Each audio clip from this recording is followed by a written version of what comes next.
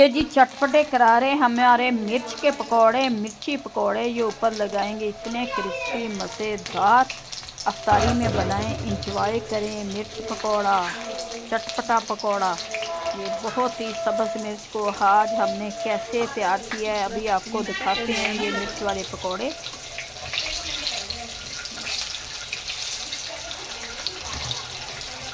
मिर्ची पकौड़े। बिस्मिल्लाहिर्रहमानिर्रहीम। अस्सलाम वालेकुम। क्या हाल चाल है? उम्मीद करती हूँ ठीक होंगे। ये मिर्च के पकौड़े चटपटे करारे और ये सारी मिर्चों के पकौड़े हमने अंदर से बीज निकाल देने हैं इनके।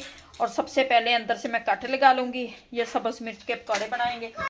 ये मिर्च को मैंने काट लिया, इनके बीज वगैरह निकाल के। अब करते हैं इनका मसाला तैयार, जो इसके अंदर हम फीलिंग करेंगे, मिर्च के अंदर भरेंगे, ऊपर लगाएंगे। ये जी एक प्याली, आधी प्याली ले ली है मैंने बेसन की, थोड़ी सी डाली है इसमें चेदड़ मिर्च, हाफ स्पून नमक जाएगा इसमें, हाफ स्पून जाएगी सुरख मिर्च और ज़ीरा पाउडर। ये जी हम मिर्ची के ऊपर लगाएंगे। इसमें थोड़ा सा पानी डाल के इसका मिक्सचर तैयार करूँगी मैं।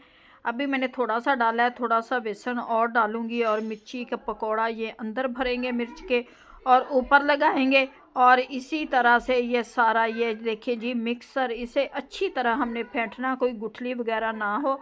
इसके अंदर हम डालेंगे मिर्च और मिर्ची पकोड़ा, ये थोड़ी सी मैंने डाली है सुरख मिर्च, लाल कश्मीरी मिर्च, चटपटी करारी। अब इसके अंदर डालते हैं मिर्च और मिर्चों को मैं अंदर से भर लेती हूँ अच्छी तरह से। ये जी हमारे होंगे मिर्ची पकोड़े चटपटे करारे।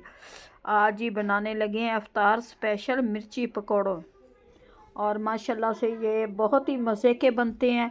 पालक के पकोड़े, मिर्च के पकोड़े, आलू के पकोड़े, प्याज पकोड़े वो दूसरे होते हैं। जो पालक के पकोड़े होते हैं इनको इस तरह से मैंने लगाना है बेसन और इस तरह से इसमें डालते जाना है।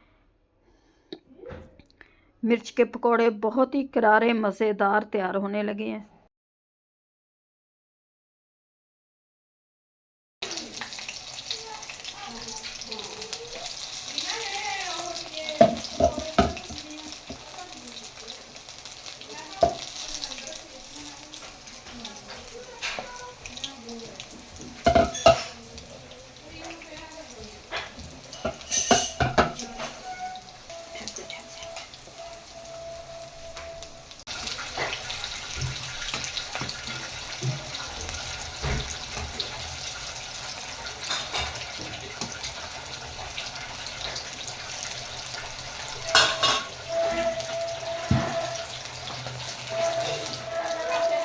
हाँ जी।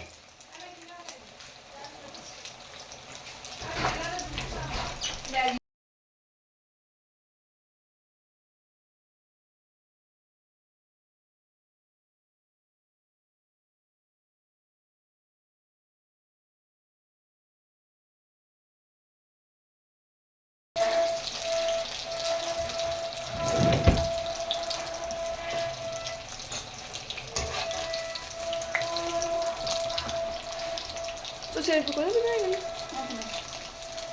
बस बन गए ना।